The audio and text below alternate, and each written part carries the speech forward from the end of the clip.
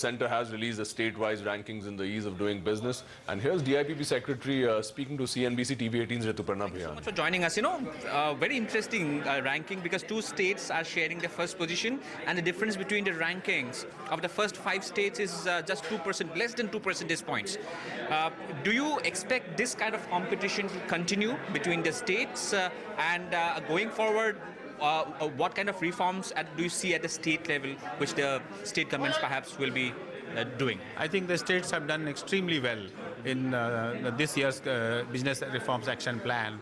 They have learned from each other, they have got their act together, they have made laws, they have changed processes, procedures, online systems, and they have, most important, they've shown a commitment to improve the business climate in their state, because the investment depends on the ease of doing business to a substantial extent. Right. So we are really pleased that we see such a huge competition among states, and I'm sure this will continue, and the states will continue to do even better next year. Right. One point that was raised during these discussions was perhaps taking ease of doing business to the city level or the municipality level.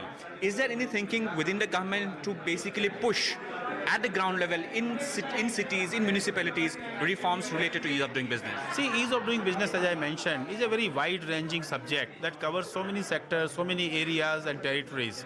But we are looking at ease of doing business in the whole state, which also covers the cities. But there are a lot of industries, a lot of factories that are set up not in the cities, that are outside. But ease of doing business is for everybody. So I think when we do the ranking of states in ease of doing business, it also captures the cities, as our Honorable Minister also pointed out in the press conference. Right. Last year we had just 98 parameters. This year it was 340.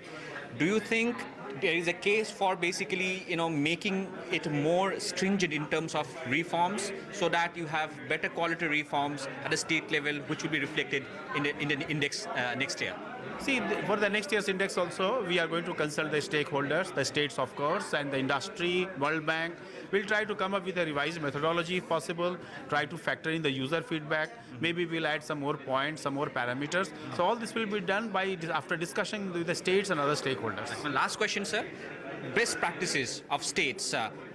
What do you plan to do about that? Because many states and perhaps the center also could learn from many of these reforms which are being undertaken by state government. See, if you see that Business Reforms Action Plan portal, there is also a place for sharing the best practices. So all the best practices of the states they have shared with others on that portal. Also, we are World Bank and DIPP are going to bring out a book also in this month, in which we will list a number of best practices. Right. But then they have been sharing the best practices throughout this year. Right. So I think that's the biggest satisfaction of all, that every state is trying to do better. Right. Thank you so much. Thank you.